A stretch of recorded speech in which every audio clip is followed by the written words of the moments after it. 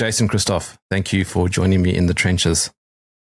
Jerem, thanks for having me back. I appreciate the work you did, and you do. And I sent out a great, one of your great interviews yesterday to my email list. The feeling is mutual. I appreciate the work that you do, Jason, and I think it's very pertinent, particularly now, post-COVID. Well, I don't think it's really ended. There's no post-COVID. It's just like COVID, and it just keeps going. Because you can see there's still a lot of people under the spell, but the spell is being cast for a lot longer, well before 2020, to have people believe in certain systems and structures that were weaponized against us heavily from 2024. But I don't think COVID is over. It certainly isn't over for the people that are dying suddenly, having heart attacks and strokes. And even those people, sometimes it's hard for them to put it together. And I think it was designed to be hard to connect the dots, where you did something in 2021 or 2022 and then you pass away in 2025. If someone doesn't really know what's going on, obviously you can't make that leap that it was something that was done to you in 2022 that caused your death in 2025. And I think, the magical chemistry that is inside these devices or experiments was designed to be like that, to give this like long timeline between when you were when you were infiltrated and the time you went down. And mercury was used like that in the past, right? Mercury, this was like one of the assassin's favorite concoctions or favorite natural substances. There's a bunch of assassins not in the too far distant past that really liked to use mercury. They would go to a king's dinner, put a little bit in the food, and then the king would get sick and maybe pass away four days later. So you'd had that deniability that, hey, it wasn't me. He's just naturally sick. He just happened to get sick and pass away. So. Yeah. So when you talk about COVID, it's more like a catchphrase. Absolutely. It's not like it's symbolic, really, the word COVID. It's almost like symbols can carry a lot of information. This is the power of symbols in the human psyche. Like if I have a cross around my neck, it's not just a cross, is it? It carries a lot of other information in it about who I am, what I believe in, what conversation you might get into with me if you engage with me. COVID's almost like a symbol now, where it could mean 10 or 20 or even 30 different things. To me, it could mean 40 or 50 or even 100 different things. And I think the great thing about that symbolic meaning behind COVID, it gives us a way to navigate moving forward of all the issues we have to start looking at. We got to look at authority. We have to look at giving our power away. We have to look at mind control, psychological manipulation. We got to look at that a lot harder because none of these things make any sense. I mean, poison can't make you healthier. Poison doesn't work like that. And you can see this is one of the foundational cornerstones of this con. And again, that cornerstone was laid a lot earlier than 2020. Everybody today thinks medicine is something that can kill you. And that, a lot of it could kill me, but a little bit will make me better. And it doesn't make any sense.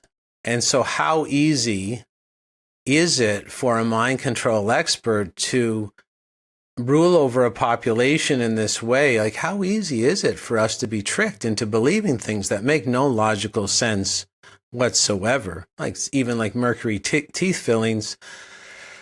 No one's thinking, which is another symbolic representation of COVID, is we've given up thinking. This is why debate was removed from school. So we do have the framework to dig our way out of this. But again, one of the foundational cornerstones of the COVID con was, just make it stop and let me get back to my self-gratifying pleasure cycles. I'll do anything to get back to my travel. I'll do anything to get back to my job, my security, my safety, my routine, up to and including throwing a toxic arm dart into myself. And so we have to address our complete obsession with pleasure cycles, and basically no one wants to face the hard day. We're getting a little lazy, and basically the price of freedom is constant vigilance. Vigilance takes a little bit of effort. No one wants to put the effort in. So we are where we are, and hopefully we can dig our way out of this. Why though? Why is it like that, do you think?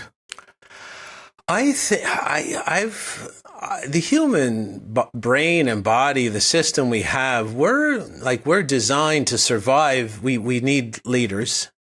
We need followers. We're designed to mimic and emulate and copy the most repetitive content of our environment. So we're built for mind control. Someone's like, oh, how does someone mind control a human? I'm like, well, we're like mind control. We're mind control on legs.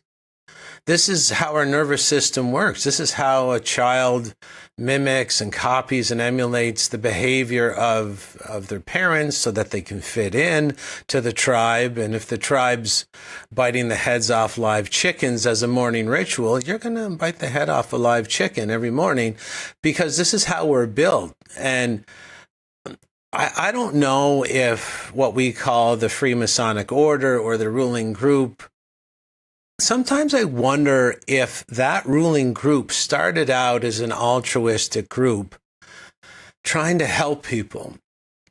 Because I know right now, if someone evil phoned some people in the truth movement, let's just take Alex Jones, and the person who's evil said, look, Alex, look, I'm just going to be honest with you. We've tried this. Humans don't change. You can't help them. That you can't save them. You've been trying to save them for 30 years, Alex. You can't. Trust me, we have 3,000 years of research on this. You can't do this. So we actually were like you at one time. We tried to help people, and they can't help themselves, no matter how much help you give them. So we decided to form the Freemasonic Order secret societies because they're unhelpable. So come on our side and we'll pay you, we'll take away your $1 trillion fine. Wasn't it a $1 trillion fine that they gave to Alex? I think it was. Yes, and it's stupid. I know. It doesn't even, that kind of money, that monetary fine makes no sense whatsoever. But that's why it's a show. Yeah. So I don't know if this is always the way it's going to be. I don't know, but it baffles me that people still believe in some of these illogical, irrational, and these fantastical concepts. It baffles me every single day. So I don't know where it's going to go. I know it's been like this for a long time. Obviously, I mean, look at the story of Jesus. I don't know. Like, I just want, the truth community would be like, oh, Jesus isn't real. He never existed. The way they attack you. But even if it's just a story, I mean, look, think of the story where he's walking up. Obviously, he's got some injustice done to them. And all people do is line the roads and watch him with the cross and the crown of thorns. And they don't do anything. They don't run out, and I guess some people ran out and, bared the cross a little bit to help him. But that's not really what he needed. Let me help you, let me bear the cross a bit for your brother so that it's easier for you to get up on the cross. We'll just spear you in the side when you're almost dead. I mean, these kinds of stories, number one, they're disempowering, right? I mean, there's a truth teller, whether he was real or not, Jesus, and then the state killed him. I mean, that alone is not good programming whatsoever if you're a truth teller. So these, whether they're allegories, stories, real life events, it seems that this is what we're involved in here is sort of a cycle. And I would love to break the cycle. I just don't know who's with me. I know we were really getting there. In, say, 2024, there was more people exiting the system than I've ever seen before in my lifetime. So there was hundreds of millions of people going for the exit, leaving the system, and there was tens of millions in the U.S. saying, you know what? It's government. It's not really a red or blue issue. And they're like, we're just going to walk out on the idea of government. Then this Pied Piper came in with the magical flute, and I saw all the people going for the exits gets, turned around and plowed back into the system. And I'm like, whoa, whoa, whoa, whoa, whoa. I thought we were done outsourcing our power to the system. And they're like, no, we love this Pied Piper. He's telling us all the right liaria. And I'm like, okay, so you just accept it. You don't get upset. You observe it. And basically the foundation is for me, okay, given what I see, how do I protect myself and my family? And then once I have that strategy in place, then I try and move that strategy out to others. If they want to listen, I'm not going to push it down their throat. It's something that I've observed, that when Trump came in, suddenly, people went back into the sort of established narratives. Now it's a lab leak and there was a pandemic and digital ID is cool again, as long as it's, coming via the border. And it doesn't matter what he does, the can will be kicked down the road. What baffles me even more, Germ, is who's organizing all this? I mean, it is hard to turn that many people back into the system where they're going headlong out of the system only months later. You get a couple high emotional impact situations going on in the U.S. like Butler, and everybody's like, he's got to be against the deep state. Like all the evidence is there. But who can organize such a turnaround? It's almost like it would have to be AI on its own to coordinate all this stuff. I mean, some of these things, everything, we'll just let it all hang out here in the stupidity lane. But everything from The Simpsons, like doing the predictive programming 15, 10, 5 years before things happen, that's showing up on The Simpsons. Like, what's really going on here? And I'm not saying I'm confused or depressed or disoriented or I've given up or I'm just going to babble here just for the sake of babbling. I'm just saying, doesn't anybody else find it a little bit too complex to mentally control this many people if we were to assume it's only humans planning all this? I mean, it's planned down to the nth degree, everything from the photographer being in the front stage of the Butler incident, the flag was flying over, the fist rated the perfect time. So yeah, I mean, it's very complex to get people believing in government again. And then you see the narrative of social commentators, let's say the Hodgej Twins. Do you know the Hodgej Twins? Yeah. And the discussion about getting away from government as a system, that is being incinerated.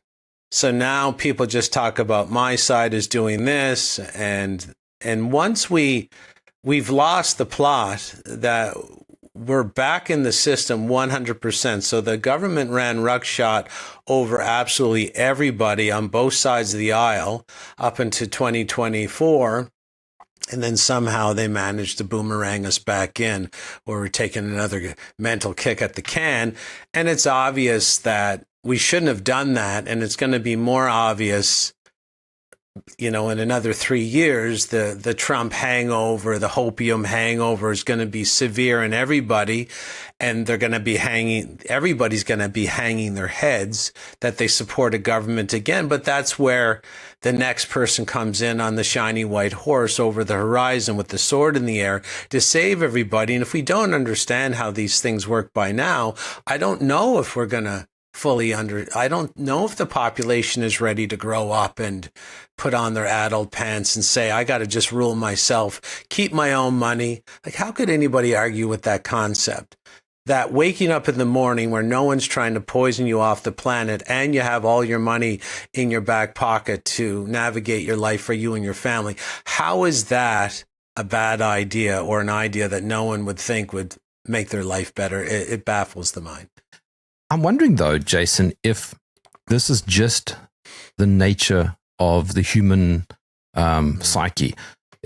Imagine if 70 or 80% of people at any given time were out of the system. Perhaps there'd be chaos. Yeah, I guess we don't really know, but we're in all the movies though, Germ. I mean, Mad Max, and we're told constantly by media that the government will save the day. The government's the good guy. We all know the CIA has, I think it's a huge budget. It's in the hundreds of millions to work with Hollywood in order to prop up the idea that if we don't have government, everything will collapse. And I mean, we know the famous memes. What would happen if we didn't have government? Well, bad people would, kill us and steal our money. And I'm like, who'd build the roads? Yeah, who built the roads? Well, what's happening now? My friend builds roads for a living.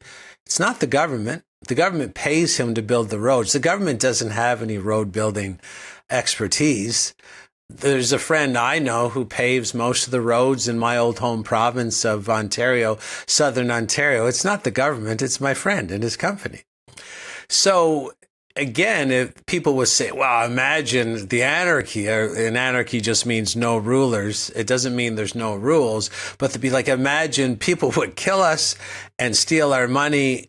And of course, what do you think is going on today? It's almost like the human condition that we're trying to avoid talking about is that humans love lies that make them feel good. All my friends, not all of them, I hate using that word, most of them, they're not like me, right? So am I crazy or are they crazy? I've never really figured that out, but they seem to really love lies that make them feel good. Like your doctor who wears the white butcher coat. Same butcher coat as the guy that cuts up the meat down at the grocery store. He's a health expert, although he smokes or she smokes, and not all doctors smoke, but some in my town, in my old town of Cornwall, Ontario, Canada, smoke. They're overweight. There's smoking section outside the hospital as you walk in the hospital, and there's chocolate bar, chip and pop machines everywhere. The patients are being fed food not fit for a maggot to consume, would choke a maggot. And people like the lie. These are the health experts. They're here to take care of you. So there's something about human nature that they like feeling safe and secure, even if you lie to them. And you can see a lot of people can be lied to and they don't react as long as the lies are that fake feel-good kind. And I don't know. I'm not starting to question. My life is better financially and romantically and health-wise by facing the hard day. But if you're not willing to face the hard day, what are your options? I guess you just seek out the lies that please you the most, that make you feel safe the most. If you're adverse to hard work, I guess the only other option is that you look for the authority figure that's going to tell you the best lie. And that's what elections are, and people sometimes don't understand that there is a business to politics where you are buying a service. You might not understand that you are buying a product. And to the average person, what they're buying is the best liar, the lies that make them feel good. And in exchange for lying to the public and giving them a false sense of security in the world, you can have anywhere between 25 and 55% of their income, plus maybe another 15 or 20% and various other hidden taxes, levies, and fees. And so it's like a business. What lies are the best lies to be told in this 4-year period in order to keep people going into the small little area with the shower curtain and pretending they have control over their lives. But isn't that part of, as you said, the human condition? It's a design mechanism to give people meaning and purpose, even if it isn't true.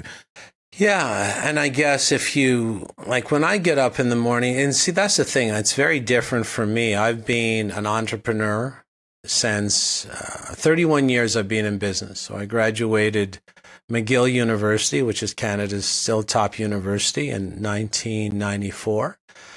And within 6 months, I had my first hard asset business. I was making great money. And when I get up in the morning, if you're a businessman and you want to be successful, which means provide service for your community in a very moral and ethical way, you have to get up for yourself, not because someone's lying to you and making you feel good.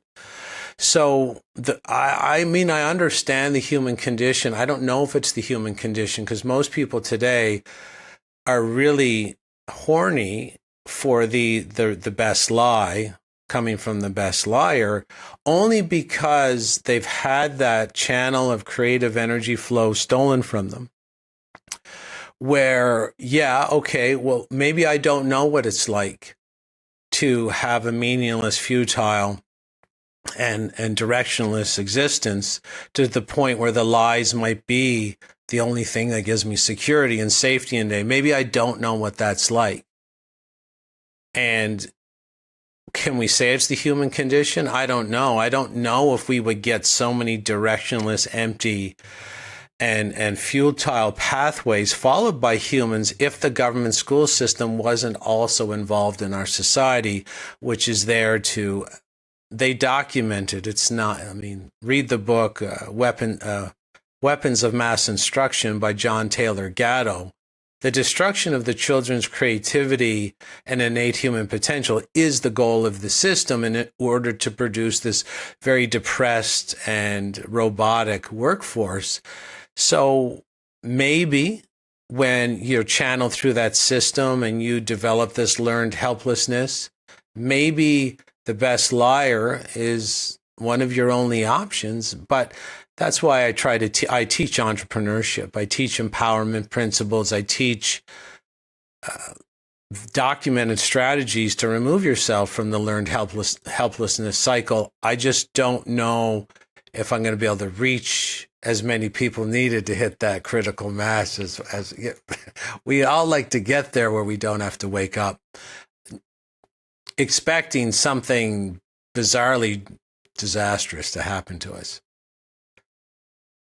You reminded me now of that song by Pink Floyd, The Wall. Which one? The Wall. Oh, yeah. That's an old one. And, you know, it does, I mean, that's what the school system is for. So I think humans are inherently good. What I found in my studies in mind control is that humans can be inherently good or bad. And if they're inherently bad, if you look into the environment and where they live or where they grew up, that inherent badness actually served them to help them survive. So I believe we're sort of like a walking Swiss Army knife. I believe there's a lot of, I believe our Wi-Fi that we use today was developed hypothetically from how humans transmit and download information, not from themselves, but from sort of the ether, as they would say. And I think all the options for human behavior are not stored in us, but are stored elsewhere. And I believe our internal chemical changes, like I remember getting beat up when I was a kid. And basically, I downloaded different behavioral options to deal with that situation. And thank God I did, because the defense of my body, the defense of my territory, I had to get violent or I would have died. So go ahead. No, I was going to ask, is that what you label as self-sabotage? The self-sabotage, I believe, there's portions of that inside our adapted, like we have adaptive behavior systems where, yeah, we can, those adaptive behavior systems can become sort of set in concrete. And then after the threat is being removed, we can still be reacting to the danger long into the future with behaviors that don't serve us. That's what self-sabotage is. But I think what I was really trying to say is that humans they could be good or bad. And I think if they're placed in bad environments, given bad food, shown violent video games, shown violent movies, John Wick 1 through 4, The Equalizer 1 through 3, I think the chemical changes that happen in our body, the downloaded behaviors that may or may not be coming from somewhere else, they'll turn us what we call evil. And I do believe that the people ruling us know that. And I think this is why they drown us in the bad food. They drown us in the ugly and rotting trash fire media. And I think we're acting out evil behaviors a lot more than the natural environment would cause in us. I think we have an unnatural environment, and I think whether the chemical changes happen in our body because we're given bad food or because we're watching a lot, violent media, whether it's chemical changes inside of us because of what we're exposed to, or like I said, I like to call it the God's Wi-Fi or the devil's Wi-Fi. If we're put in fearful environments and we pick up the devil's Wi-Fi as a defensive response to the disastrous environment we're in, I think this is just part and parcel again of the human condition. So if we want humans to be peaceful, if we want humans to be happy and satisfied and innovative and inventive, we have to understand the environment in which we live, whether it's chemical or whether it's devil's Wi-Fi versus God's Wi-Fi. We have to commit to creating environments for children, infants, mothers that is always peaceful, always beautiful, always symmetrical, always supportive. And then if there's a natural disaster that happens, we should expect some very weird and dark behaviors from people in and around that disaster area. But I do believe that the ruling groups know what I'm talking about, and they've purposely manufactured an evil environment so that we become evil. And I think one of their goals is that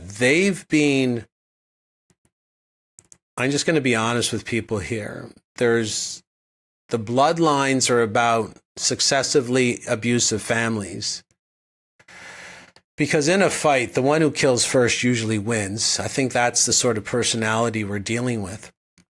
And I believe they've maintained control because they've almost changed their genetics to be psychopathic. And I think they know that. And the easiest way to hide that germ is to create an environment for us where we become sort of pseudo-psychopathic so that when they operate out in the open, it's really hard for us to have a reference point to point them out or label them as defective. The concept of evil fascinates me, though, Jason. Let me play devil's advocate, if you'll excuse the pun. But it's never you who is evil. It's always the other person. Well, wasn't George Soros's son actually said that he was going to be more evil than his dad? Or you might want to look that quote up. No, that's fascinating. Yeah. Was it Soros? I think it was Soros. But yeah, you're right. I think someone like Bill Gates just wakes up. I think he is part of one of these bloodlines. I believe he was abused. I believe they know wholeheartedly. It's not a complicated line of cause and effect to figure out. If you abuse a child, you will get a Bill Gates, you will get a George Soros. I just think they scramble for surviving. I think that they scramble for security. I think they've been programmed to believe it's either us or them or me or you, that someone has to die, someone has to suffer, and it's not going to be anymore because I was so abused as a child. If anybody's going to suffer, it's going to be you, and it's better for me to coordinate getting rid of you before you find out how evil I really am, or you might come and get me. So I do think the psychology of the traumatized child is heavily involved in the blood lineage of the ruling groups that lord over us. And I think you're right. I don't think any of these people, like, I don't think Peter Thiel, Dan Dix sort of found him. Yeah, or Elon, or Peter Thiel was run down by Dan Dix, not run over, but Dan Dix of Press for Truth tried to interview him in the Bilderberg area. I think it's in Geneva this year. And I don't think Peter Thiel knows exactly how evil he is. I'm not too sure. I think he believes he's just a savvy businessman reacting to the market, and that he's got loans from people he didn't know personally, and that things are really going his way, and that he's going to be set for life, and he can't wait to go to the Monaco Grand Prix and stay on the most expensive yacht. I don't know if these people understand just how evil they really are. I just tell people evil is live spelled backwards. So my definition of evil is anything that sort of destroys life earlier than its natural timeline toward death. That's what I really believe. So sort of a premature death caused by another. We all die, so I don't really think that's evil. But if I were to cause the death of another human prematurely by my own hand, I believe that's evil. And you're right. I don't think any of these people, like when I look at, say, Donald Trump and him posturing just yesterday about he wanted an unconditional surrender from every inhabitant of Iran. I don't know if he realized, I mean, I'm sure someone told him to say that. I am not going to let anybody believe that. I believe that he's in control of anything. I believe he's in control of absolutely nothing. Someone told him to say that, but I don't think it dawns on him how evil that declaration really is. I think he's been accustomed and desensitized to his scripts to the point where I think he just believes he's got to read his scripts or they're going to flush him down the toilet. And, that's the ultimate form of mind control, right? Threat to your life. I don't know if you know the story, The Handmaid's Tale. Those in control can inflict severe harm on others while claiming that it's for the good. They're not doing something evil. They will appreciate this later on. Mm. And this is common. I'll be honest with you. The companies I've owned or partnered in or mentored to open have grossed $250 million. And I don't have anywhere near that, $250 million. I don't personally have. I have enough to eat well and not worry too much. But because of my traumatic past, I do worry quite a bit. But when you have a certain amount of power, and this is what the benefit of being a business person is, which they rob from people, is you learn how to manage power. When you get power and no one's taught you how to use it properly, you're going to end up like the person in that film that you just described, The Handmaid's Tale. They don't know how to manage or use power without hurting people. And this is another reason I try to preach entrepreneurship. And a lot of people, but we live in an anti-entrepreneurship, an anti-abundance, and an anti-independent society now, where people actually look at me, sometimes they call me a grifter. They call me, so here's controlled what opposition, Jason. Controlled opposition, right? Yeah. That's the catchphrase. Yeah, because I support myself. So I haven't worked for anybody since I graduated from McGill University.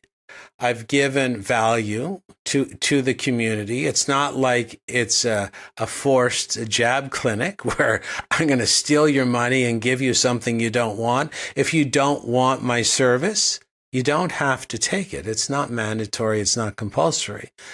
So what I'm trying to say is that the average person today once they get power, no one's taught them. There is no structure in our society so you can rein in that power. And a lot of the people that are in these positions, they're doing great harm to people.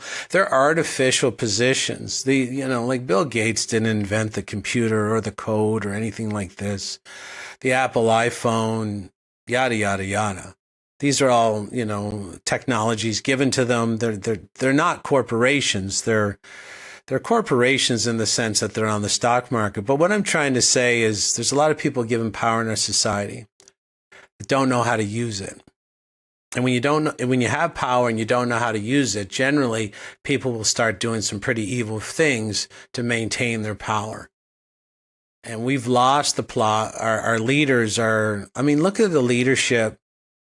Do you think JFK would ever call for the unconditional surrender of the entire country? Right. Because it's a stupid thing to say. So idiocracy has gone, it's gone live is what it's gone with.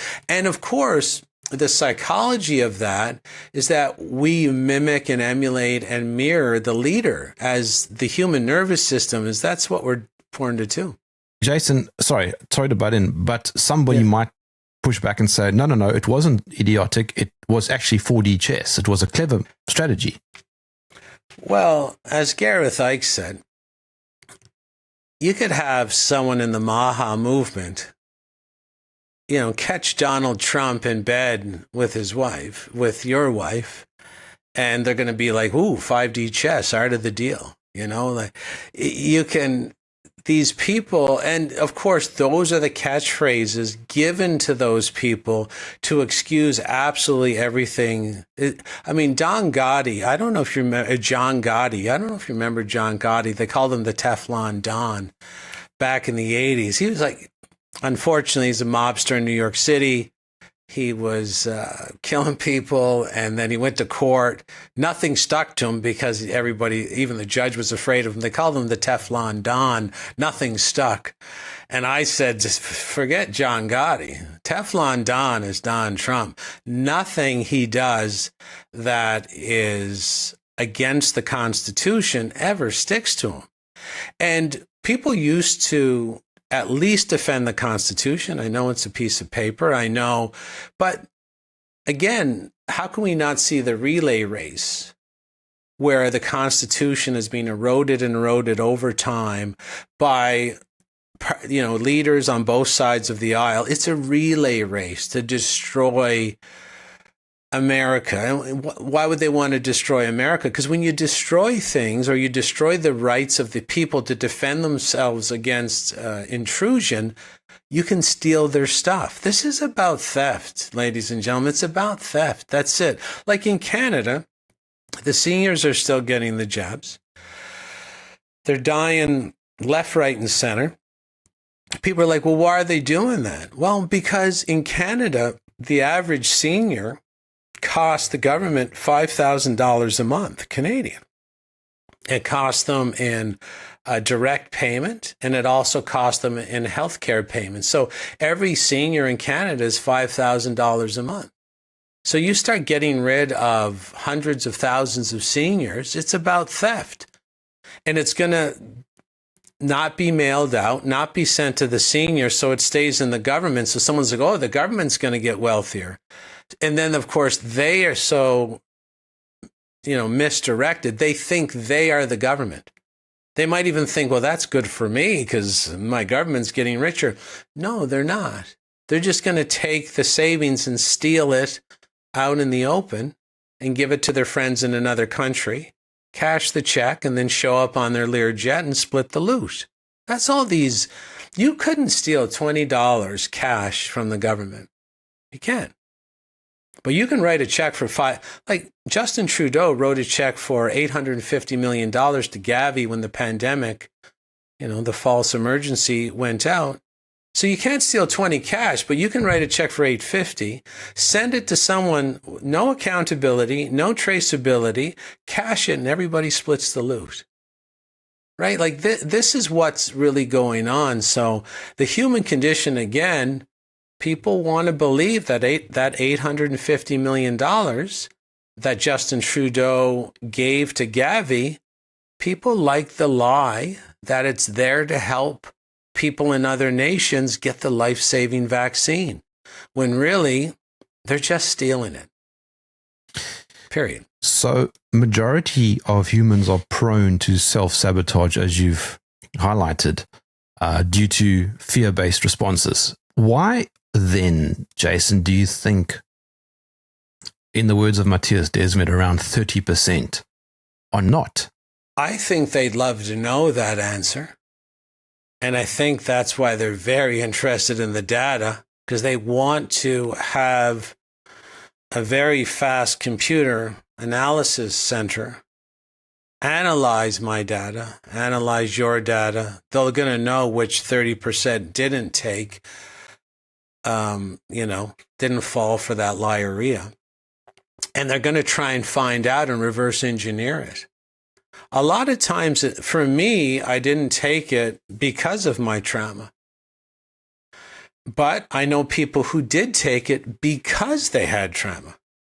So there was something where I was traumatized as a kid really badly. And then one day, I just said, I would rather die than be bullied again. And that's when it went really, really bad for bullies who would come near me. Really, really bad. But like I said, the self-sabotage is I'm still working on turning that violent reaction off.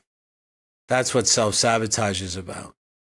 So when a loving person comes near me and I have these defenses up, I can be easily triggered to defend myself when there's no need to defend myself.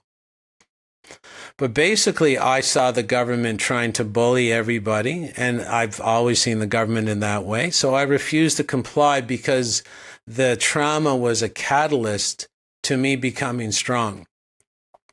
But a lot of my friends were also traumatized as kids, and it was a catalyst for them to be a people pleaser and to follow and to not rock the boat and then to try and fit in with the crowd. They could never feel safe because of their attack, fear, panic, and terror as children. They always need someone around them to reassure them. And with me, I actually said, in the alchemy of the trauma that changed my life, I said I'd rather be alone and die than be a member of a group and hurt myself because I'm too weak to stand alone. So I don't know what the chemical ingredient is, right? The magical etheric ingredient where fear turns you into something more moral as compared to where fear turns you into something more malleable like a child. Trauma for me catapulted me toward adulthood, where most people, it can trap people in a permanent childhood. They become infantilized. And that's why I became a business person too. I didn't want anybody else controlling me because I was so adverse to being around people who were trying to control me through violence or coercion or other things like that. So I'm not too sure. I think a lot of people that said no did have harder childhoods. And somewhere along the line, it transformed them through alchemy into some, unmovable rock. So self-sabotage is a consequence of fear-based responses, which can lead to sort of self-destructive patterns. What then, in your view, Jason, are some practical or pragmatic attempts to switch those self-destructive patterns into perhaps success-oriented patterns? Well, a successful and peaceful life, which is what we all want, it can sort of only happen. There's 2 or 3 important parts of the brain with people who can't break out or people who can break out of self-sabotaging cycles. So there is a part of the brain just behind the eyebrows and the forehead called the prefrontal cortex. That has to be activated for you to even dream of a better day. So for you to, a lot of people don't know this. For you to sit down and think about something good happening in your life and then sort of put pen to paper and try to work toward it, that's the prefrontal cortex. So it's where hope lives. It's where dreaming lives. We call it the dream machine.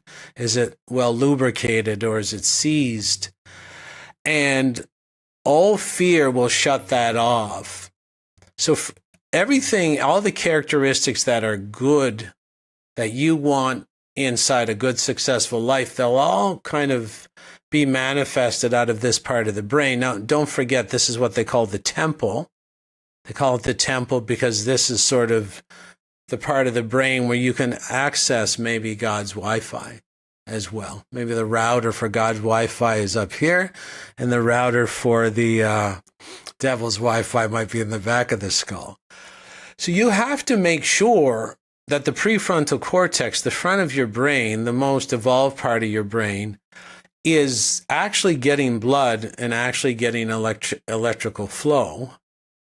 And our engineers of doom, or architects of doom, as Michael Tsarian likes to call them, they're aware of this wide array of attacks that can shut down the prefrontal cortex. So fear is the big one. If you are afraid, your prefrontal cortex activity goes really, really low, or it can actually go right off. So when you're watching John Wick 3 or John Wick 2 or Equalizer 1 through 3, watching it, like, it doesn't even really matter what you watch on.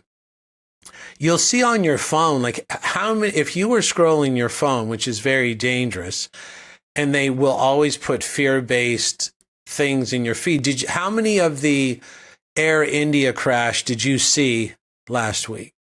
Did you see any on your phone? Or do you scroll it?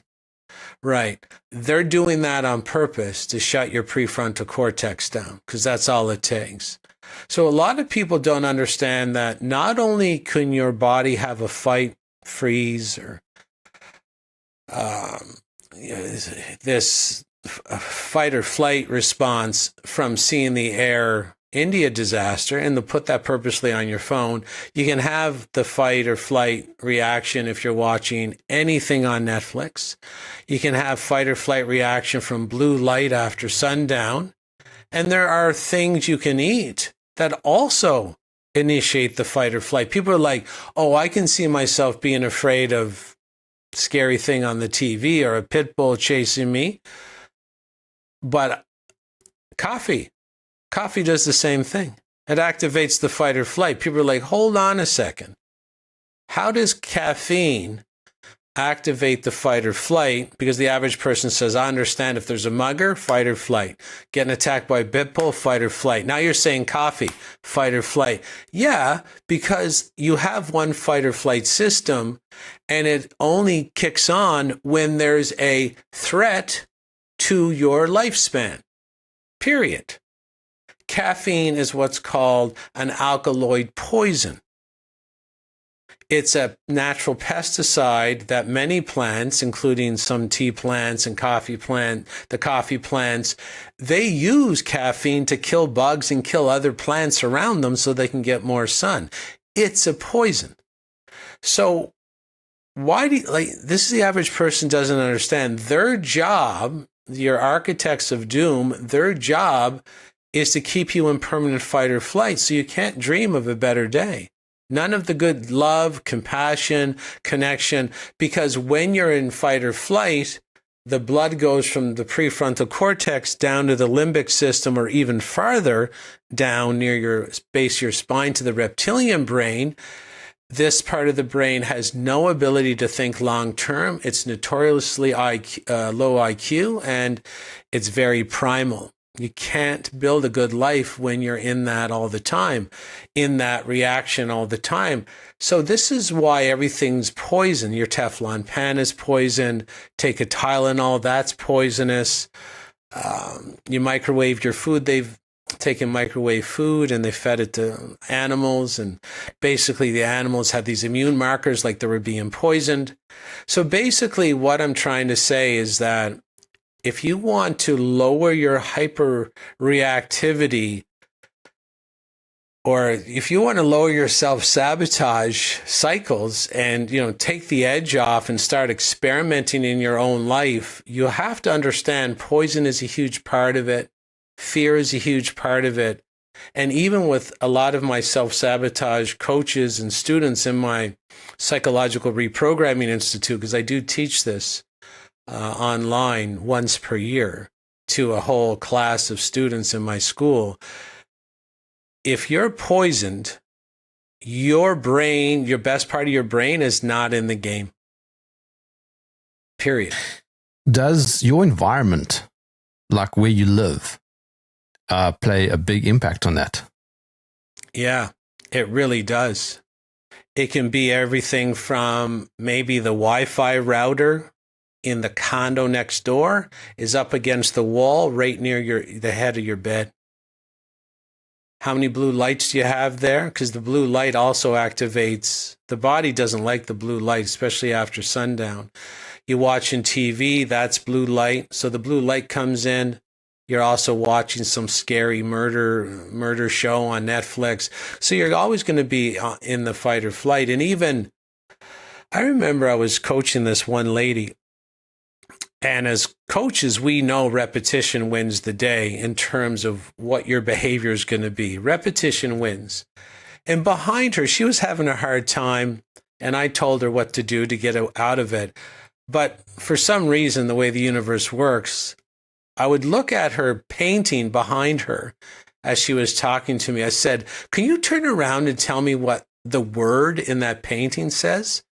So she turned around. She never saw it before, but I could see it as soon as I turned on the Zoom camera. It said chaos.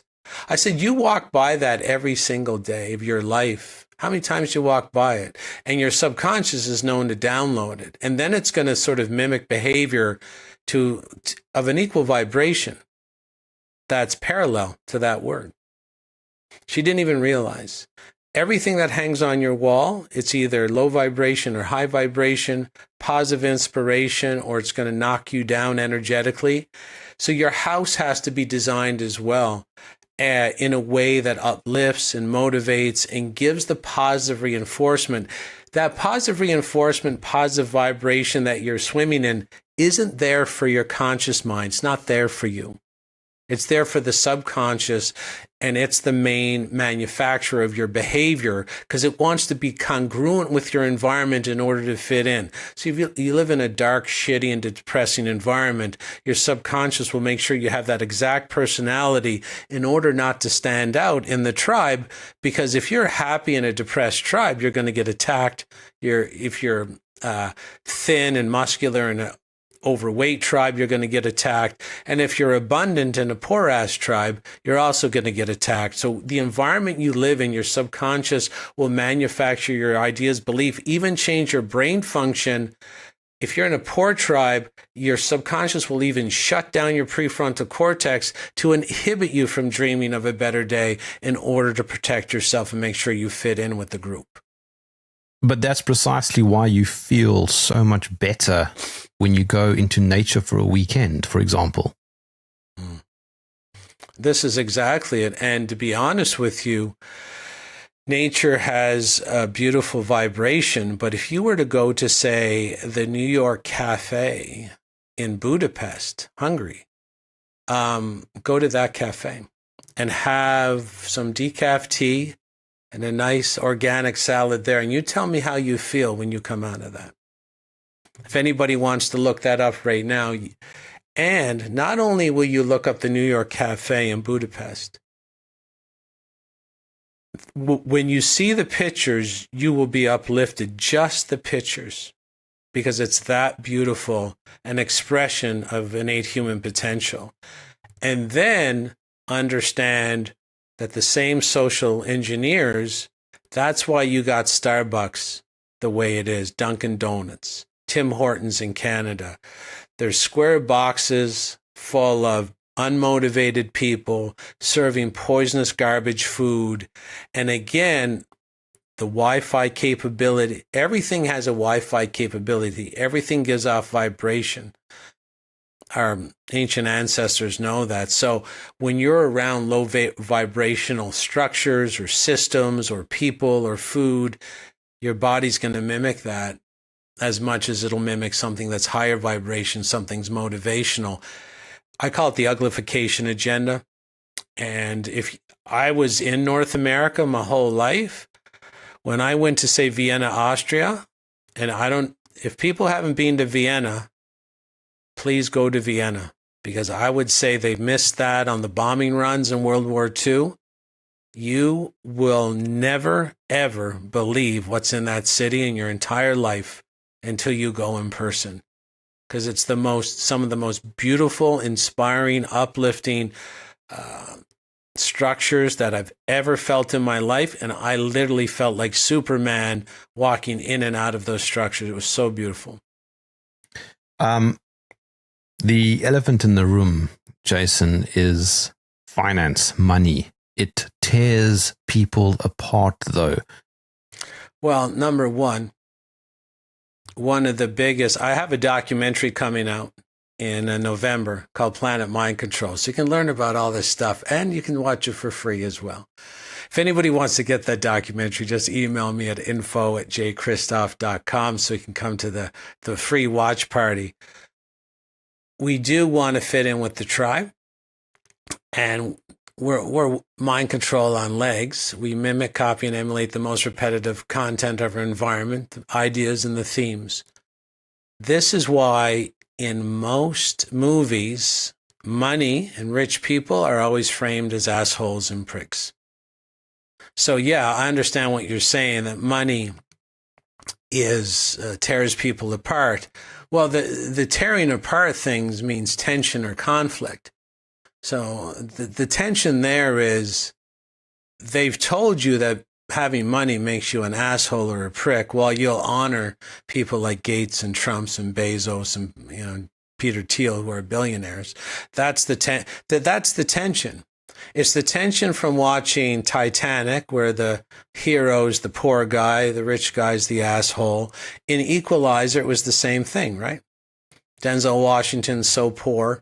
He works at a hardware store in the movie Equalizer, and he only has one pair of shoes, and he cleans his shoes with a toothbrush at night because heaven forbid he gets a rip in those shoes or they separate because he can't afford an extra pair. Poor Jack Dawson, he's down, not in the second class cabin, third class cabin. Every movie you'll see it doesn't matter if it's Liam Neeson with Taken, you can see he's poor. He lives in an apartment, and his ex-wife has, thrown him to the side for some rich billionaire who gives his daughter a horse right in the middle of a birthday party where he brought this really shitty present, right?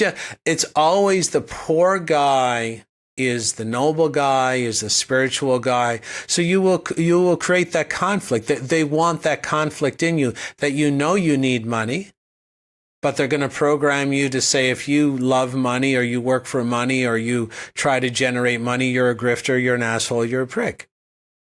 And so, yeah, it tears them apart, but the point is you don't have to go to Vienna. You don't have to go to any of these places, but you do need the vibratory imprint, the daily, multiple imprint on your subconscious. You need it hanging on your wall. You need beautiful things hanging on your wall. It could be pictures of your family, pictures that bring you great joy. Geometric, sacred geometry gives a beautiful vibration that attunes and lifts the vibration and frequency of the body higher, helps calm the system. So, just imagine what they're doing today. They have 10 years ago, everybody was wearing those hats that said obey. Some people have on their car in the decal, they have the vinyl decal, FU cancer. And the more violent imagery that you have in your life, some of my friends are wearing T-shirts with a fighter bomber dropping bombs in Vietnam. They don't even know why. They don't even know why it's for sale. But the people ruling us know that low vibration will always shut down a prefrontal cortex. We won't be able to dream of a better day. And of course, going into nature doesn't have to be expensive either. Yeah, nature. And that's the thing. I love about being here in Latvia with Christine, my partner. She has a farm. We go every second week and work in the garden, make sure the fruit forest is good, make sure the gardens are good, cut the lawn, and just, separate and try and get back to that natural vibration to feel what it's like to be a natural human again. I'm just quickly looking at a map here of Latvia. A lot of people won't know where that is. So it's between Estonia, Russia, Belarus, and Lithuania. And then you've got the Baltic Sea on the other side. Is that correct? Yeah, and the Baltic Sea is nice. And, it's funny. It's great to, dive in deep to other people's cultures because they're running in the Baltic Sea. It is as cold as anything I've been in, maybe a little bit warmer than the Atlantic. But the people here are beautiful, natural people for the most part. Like everywhere else, you're going to have your bad folks, but they have open hearts. They're family oriented. There's lots of children everywhere you go. I mean, it's one of those towns where you're in a restaurant, kids, the kid could throw spaghetti on you from halfway, fork it over from the next table, or they'll kick a ball that hits you in the face. I mean, that's how many kids there are around in the community. You go to the park, it's full of kids, it's full of parents, it's full of hope. And it's just, and most houses here in the countryside and even lots in the city, they all have gardens and they all have cold cellars. And they don't worry as much because they've always had the food around. It's just sort of a natural comfort. And they've gone through the communism. They're communist Russia occupied Latvia, I think up until the 80s, potentially. And they're just people that know what it's like to have it hard, and their hearts are open, and they're very loving, very accepting, and very happy. Okay, Jason, how can I follow your work? I think the best thing is to just email me, because I have a private newsletter where I can say what I want to say. And I do post some things on social media, but it's best just to get on the newsletter. So email me personally at info@jchristoff.com. It's a single initial J. Christoff is Christ with an OFF on the end. So info@jchristoff.com. Doing Christ's work here. That's I wasn't always doing Christ's work. I'll tell you, I was into destroying myself in an evil way, but somehow I picked up God's Wi-Fi signal and going the other way. And if anybody wants some of that information or different viewpoint on events of the day, that's the best way to get it from me. Jason Christoff, thank you for joining me in the trenches. Thanks for having me back on, Jim.